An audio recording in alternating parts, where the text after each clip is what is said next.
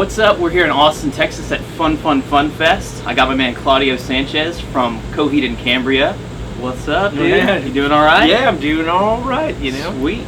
Congrats on the 5th top 10 album on Billboard, dude. Oh, well, I was thanks. reaching yesterday and I saw this is like the 5th one, right? Yeah. That's awesome. It's called The Color Before the Sun. If you haven't picked it up already, go pick it up. So what I also noticed is it's your first departure from the concept album. Yes, it What is. was the decision to do that and go that different route?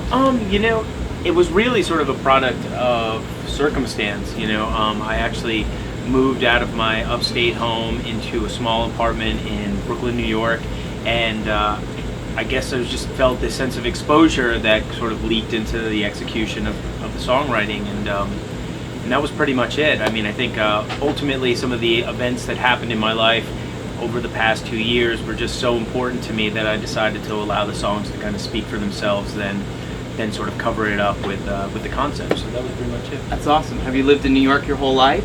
I have, yes. Okay. Upstate New York, like in a commuter town on the Hudson River. Okay, very cool.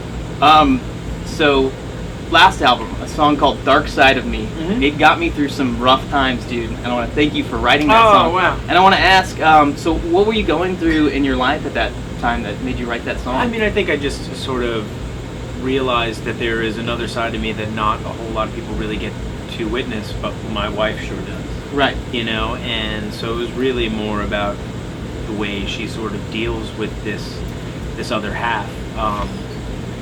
And yeah, pretty much it. Really. Yeah.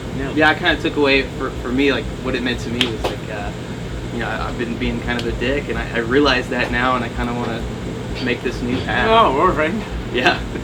So I don't know if that was anything in your head when you were doing that, but that's how I envisioned it. So, you always seem to tour with like the raddest bands. Do you have any input into the tour package that you're always on? Oh, absolutely. I mean, you know, between our agent and manager, we always get sort of these ideas that they submit in terms of whether it's a support act for a tour that's you know, Coheed's, or you know, us supporting another, Right. and you know, it just needs to sort of make sense and reflect whatever it is we're sort of trying to convey in the record that we put out. So Yeah.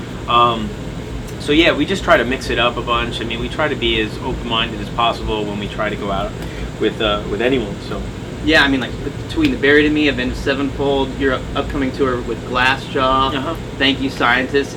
Who's like one of your favorite bands that you've toured with? Not personally, but like maybe you're watching from side stage, like holy shit, that's awesome. you know, I think Glassjaw might be it. I mean, we were all very much a fan of their Worship and Tribute record back when we were touring in a van, and so I imagine that that tour is going to be very special, and I think all of the band is very much going to enjoy witnessing them, you know, perform their songs. Yeah, the first time I saw you live was on that Avenged Sevenfold tour. Got the Avenged Sevenfold tattoo there. Okay. So what was it, like 06, 07? Yeah. And that was awesome. Oh, well, It was yeah. at a Bayou Music Center in Houston, Texas, which they changed the name like 7 times since then.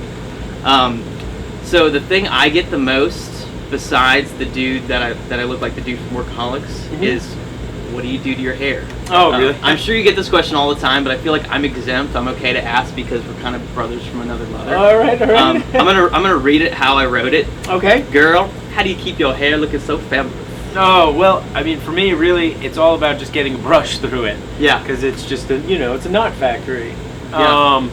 So, conditioner, brush, and in the shower, and I just get the tangles out, and that's the party. That's Any it. special products or anything? The cheap No. stuff, the good stuff? Now, every once in a while, and very, very seldomly, do I try a product to try to contain Right. whatever monster that sits atop of my head. But for the most part, I just want to get the brush through it, make sure the knots are out, and that's it. Yeah, for me it's conditioner when it's wet and then brushing it through in the Yeah, shower. absolutely. That's it. That's the There same. we go. Yeah, That's how same you do thing. it. If you have curly hair and you want to get out the tangles, brush through it with the conditioner. Yep.